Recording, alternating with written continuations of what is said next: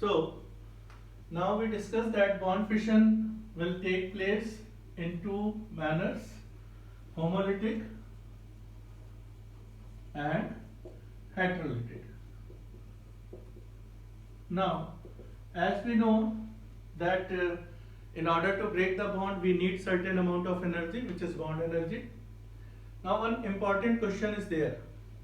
If we are breaking the same type of bond, remember I am taking the example in which I am going to break the same type of bond.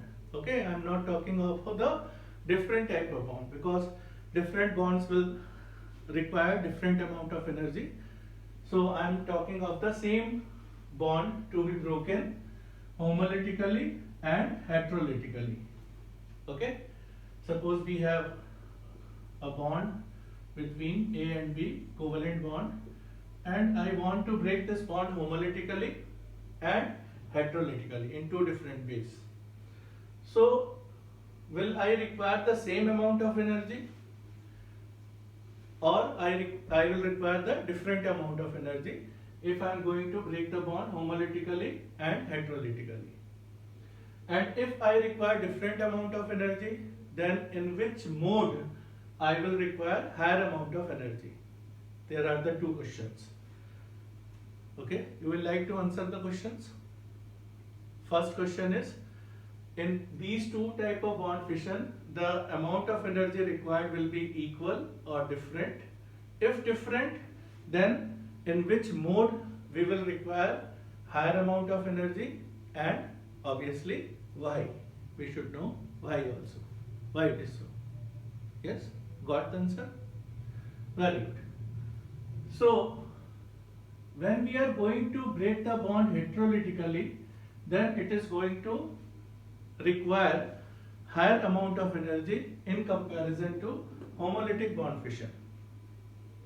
This is the answer to the first question, that they will not require same amount of energy, they will require different amount of energy, and heterolytic bond fission will require higher energy in comparison to homolytic. And now why it is so? So answer to the why is, we know that in the homolytic bond fission the intermediates formed will be free radicals, whereas in the heterolytic bond fission the intermediates formed will be ionic.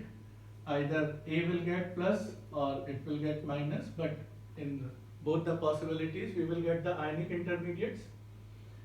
And since the intermediates are ionic in nature, they will have electrostatic force of attraction between them, which will not be present between the free radical intermediates, because they are electrically neutral. Whereas in the case of ionic intermediates, we will be having electrostatic force of attraction between them. So here we will require some extra energy in order to separate these intermediates. To overcome the force of attraction between these two intermediates, we will require some more amount of energy, which will not be required in the case of homolytic bond fission. So that is why we say that if we are going to break the same kind of bond homolytically and heterolytically, then amount of energy required will not be equal, it will be different. Heterolytic will require higher amount in comparison to homolytic. And why? Because in the heterolytic bond fission the intermediates formed are ionic in nature and they will have electrostatic force of attraction, and in order to overcome the electrostatic force of attraction, some extra energy will be required. So that was an important question you should remember. Now, as we discussed, there are three main type of intermediates which may be formed during the bond fission: carbon free radical, carbene ion, and carbonium ion. With respect to carbon, we are much more interested in carbon intermediates. So there are three main type of intermediates which are formed. There are other type of intermediates also. Carbene intermediate is there, nitrene intermediate is there, benzene intermediate is there. But those intermediates are in very small uses. So we are not discussing those intermediates at this stage. In most of the cases when we are breaking the bonds of carbon compounds, these three type of intermediates are formed. So we are focusing on these three intermediates mainly, and we will discuss about rest of the intermediates in the later part of the chapter. So if we are discussing the characteristics of carbanion, what are the features of carbanion and carbonium ion and free radicals, then first of all we can say that in the carbanion the hybridization of carbon will be sp3. In the case of carbonium ion, we can say hybridization will be sp2, and in the case of free radical we can say hybridization is mainly sp2. Mainly it is sp2. In some cases it may be sp3 also, but that is a rare possibility. In most of the cases carbon is found to be sp2 hybridized in the free radicals, but in few cases it is found to be sp3 hybridized. We will discuss where it is found sp3 hybridized. So here it is sp3, there is no doubt about that. One negative charge 3 sigma bond will make sp3, 3 sigma bond will make it sp2, and 3 sigma bond will make it sp2 again, which is a main type of hybridization found in many cases, most of the cases, but in few cases it will be found sp3 also. If it is sp3 hybridized, then its shape will be pyramidal like ammonia. Here it is sp2 hybridized, so it will be trigonal planar. Remember, it will help us a lot in the reaction mechanism part. When we will be doing the reaction mechanism in the isomerism part, it is very important to know the shape. So it is pyramidal in shape, it is trigonal in shape. Here it is also trigonal if it is sp2 hybridized. If it is sp3, then again it will be somewhat pyramidal in shape. Next important feature we can take is, since it is negatively charged, so it will act as a Lewis base. Because there is negative charge present on the carbon, it is simple for us.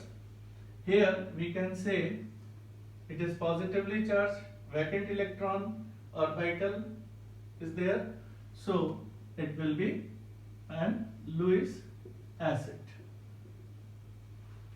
And here it is odd electron present, so we cannot classify it as Lewis acid or Lewis base. So we cannot say that it will be Lewis acid or Lewis base. But here for this carbanion we can call it Lewis base, for carbonium ion we can call it Lewis acid. One more important feature regarding the magnetic character is there. Here all the electrons present in the carbon valence shell are paired electrons. So on the basis of that it will be diamagnetic in nature. We know if we want to classify paramagnetic and diamagnetic species, then it is done on the basis of presence of unpaired electron. If there is unpaired electron, it is paramagnetic. If there is no unpaired electron, it is diamagnetic. Simple. So in this case, we don't have any unpaired electron. All the electrons are paired, so it will be diamagnetic. For the carbonium ion, we will again say it will be diamagnetic because all the electrons present are paired. So it will also be diamagnetic. Diamagnetic. And what about this free radical? So in the free radical, this electron is unpaired. These are paired electrons, but this is unpaired electron. So due to presence of unpaired electron, it will be paramagnetic in nature. So it is paramagnetic. These two are diamagnetic. It is sp3 hybridized, it is sp2, it is sp2 in most of the cases. It is pyramidal in shape, it is trigonal in shape, it is trigonal in shape. If it is sp3 hybridized, then it will be pyramidal in shape. Since all the electrons are paired, it is diamagnetic in nature. all the electrons are paired, it is diamagnetic in nature. Here we have one unpaired electron, so it is going to be paramagnetic in nature. So these are some important characteristics of the reaction intermediates of the carbon, which will have in most of the reactions. These are the ionic species, they are charged, but free radical is not ionic, it is electrically neutral. So free radical is always electrically neutral. ठीक है ना? There is no charge present on the free radical. Okay?